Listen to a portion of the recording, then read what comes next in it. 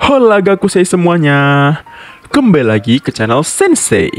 Channel yang bakal membahas berbagai peristiwa menarik dari sudut pandang biologi. Dan juga membahas soal OSN. Nah, jadi hari ini Sensei punya topik yang sangat menarik dan kayaknya bakal bikin kita semua sedikit kaget. Kaget. Hah? Kenapa tuh Sensei? Hehehe. Jadi gini, kalian pasti pernah dengar kan soal mimikri? Oh, itu ya Sensei, yang diajarin waktu SMA. Yang bunglon bisa berubah warna sesuai lingkungannya. Nah, iya kan? Itu yang diajarkan ke kita waktu bahkan masih SD ya, sampai ke SMA. Tapi, beneran nggak sih kita paham arti dari mimikri itu sendiri? Apa betul kalau bunglon itu bisa mimikri seperti yang selama ini diajarkan ke kita? Hah? Jadi itu salah ya, Sensei? Nah, makanya di video ini kita bakal bahas habis-habisan soal mimikri. Terus, apa bedanya dengan kamuflase dan juga beberapa contoh hewan yang benar-benar bisa mimikri? Nah, nggak lupa juga, kita bakal bongkar kebenaran soal bunglon yang katanya bisa mimikri. Spoiler dikit. Kita sudah ditipu! Nani? Jadi, langsung aja kita masuk ke pembahasan pertama. Apa sih mimikri itu? Nah, oke. Kita bakal mulai dari definisi dasar dulu. Jadi, apa sih mimikri itu? Mimikri adalah kemampuan atau strategi yang dipakai beberapa hewan untuk meniru spesies lain. Ini bukan sekedar mirip atau kebetulan aja ya. Tapi, biasanya karena ada tujuan tertentu dan hasil dari evolusi setelah jutaan tahun. Nah, biasanya mimikri berfungsi untuk bertahan hidup, menghindari predator, maupun menyerang balik. Nah, umumnya ya, hewan yang melakukan mimikri itu meniru karakteristik spesies yang lebih berbahaya atau beracun. Tujuannya jelas, supaya predatornya bingung atau bahkan takut untuk menyerang. Nah, kebayangkan kalau kamu adalah seekor predator dan tiba-tiba kamu ngeliat serangga yang warnanya mirip lebah atau tawon. Kamu pasti bakal mikir 2 kali deh buat nyerang. Karena pasti begini, ini lebah nggak ya? Bahaya nggak ya? Nah, itu bisa membuat kalian ragu dan mundur sehingga tidak menyerang spesies tadi. Nah, berbeda dengan mimikri, kamuflase itu lebih ke adaptasi untuk nyaru atau menyatu dengan lingkungan sekitar. Misalnya, cicak yang warnanya abu-abu biar nyaru sama tembok. Ya, beda cerita sih kalau tembok kalian warna pink contohnya ya. Nah, ada lagi nih, gurita yang bisa mengubah warna tubuh serta tekstur kulitnya untuk ngeblend sama terumbu karang. Kamuflase ini gunanya supaya nggak kelihatan. Jadi, predator atau mangsanya nggak ngeh tuh kalau mereka ada di situ. Bisa dibilang, mimikri ini tuh kayak kamu pakai kostum serem, sementara kamuflase itu kayak kamu pakai baju hijau di tengah-tengah taman biar nggak kelihatan. Nah, menarik kan? Bedanya jadi jelas banget ya. Iya sensei, jadi jelas sensei.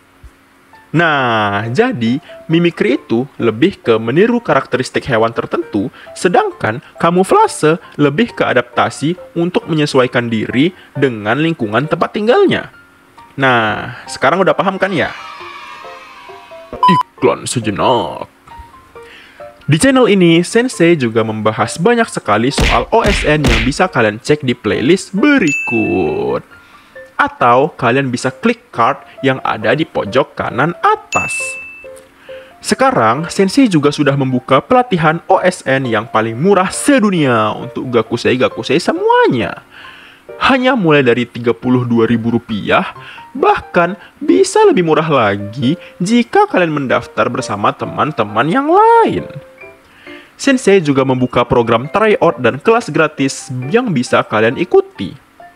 Kalian bisa chat nomor WA di bawah untuk cek pelatihan, TO, atau kelas gratis terbaru. Karena program-programnya akan diadakan setiap bulan.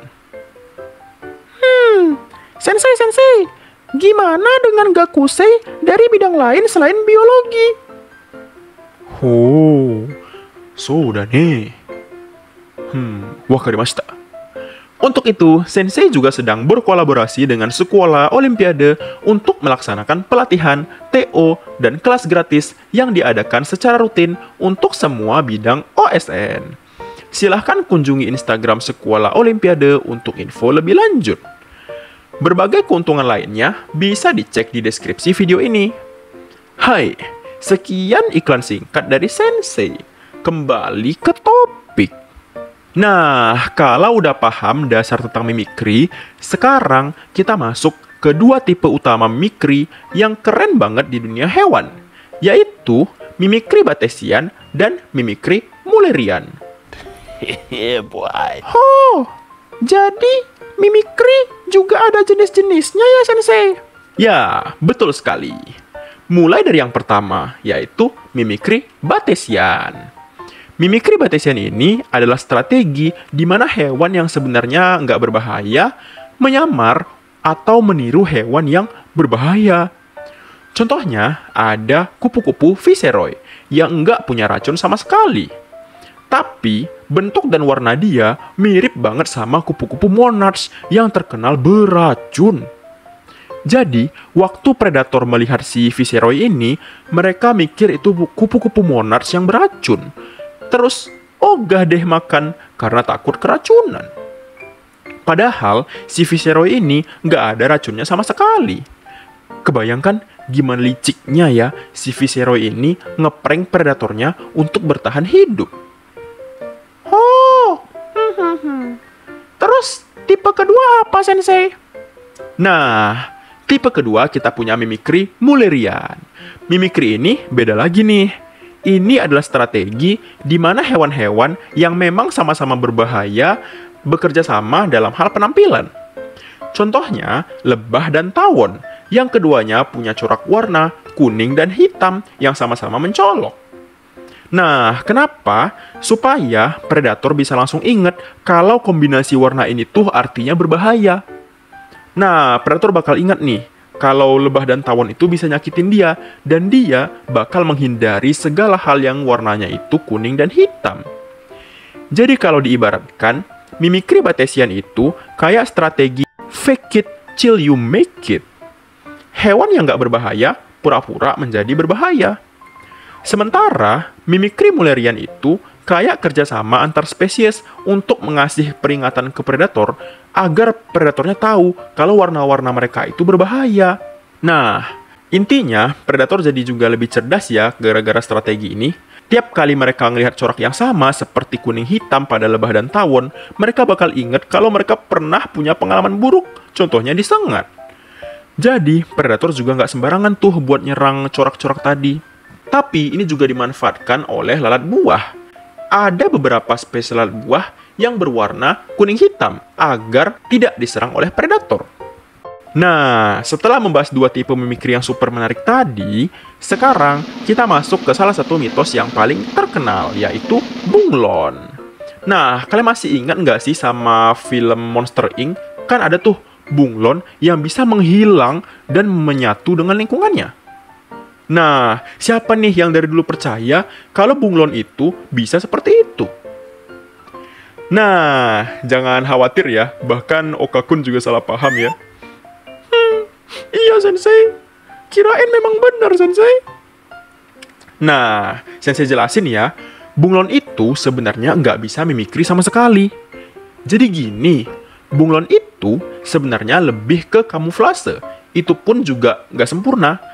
Karena umumnya ya, bunglon itu hanya berubah warna sedikit saja saat mereka berubah emosinya.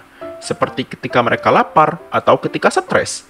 Jadi, nggak yang bener-bener nyatu sama lingkungan juga. Cuma berubah dikit aja warnanya. Gitu. Nah, oleh karena itu, tidak bisa dikatakan bahwa bunglon itu melakukan mimikri. Karena bunglon tidak meniru hewan manapun. Jadi, kenapa banyak yang salah paham? Nah, mungkin karena dari dulu udah diajarin kalau bunglon ini tuh bermimikri di buku KTSP dan juga K13. Padahal sebenarnya mereka cuma berubah warna ketika mereka lagi nggak mood. Nah, jadi ini hanya kamuflase sederhana, bukan yang kamuflase kompleks seperti yang dilakukan oleh gurita. Nah, sekarang coba kita bandingkan sama gurita nih. Gurita ini adalah hewan yang kamuflasenya itu sangat mantap. Mereka nggak cuma bisa berubah warna, tapi juga merubah tekstur kulitnya. Misalnya, kalau di dasar laut, gurita bisa meniru bebatuan dan terumbu karang sehingga benar-benar menghilang dari pandangan predator. Terdapat juga gurita yang bisa meniru warna ular laut yang sangat berbisa, yaitu berwarna hitam putih. Intinya, bunglon itu nggak beneran mimikri ya, Gakusei. Jadi lebih ke perubahan warna akibat suasana hati.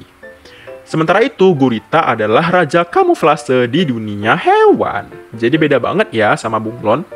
Nah, setelah bahasan panjang lebar tadi, udah jelas ya sekarang, mimikri itu bukan sekedar berubah warna atau nyatu sama lingkungan.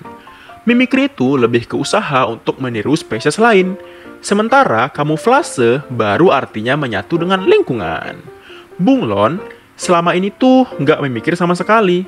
Mereka cuma berubah warna ketika perasaannya berubah. Jadi jelas ya, bunglon nggak bisa mimikri tuh. Paham? Paham sensei. Oke, semoga video kali ini bisa menghilangkan salah paham kita soal mimikri. Kalau kalian punya pertanyaan atau pendapat lain, silahkan komen di bawah. Jangan lupa subscribe dan share video ini ke teman-teman kalian agar mereka tidak tersesat dan tertipu oleh teori yang lama ini. Jangan lupa untuk nyalain loncengnya agar tidak ketinggalan video-video terbaru sensei. Like juga video ini kalau kalian suka. Kalau nggak suka, ya udah sih. Arigato dan sampai jumpa lagi sobat-sobat sensei. Tetap semangat belajar biologi dan OSN-nya ya. Otsusenku.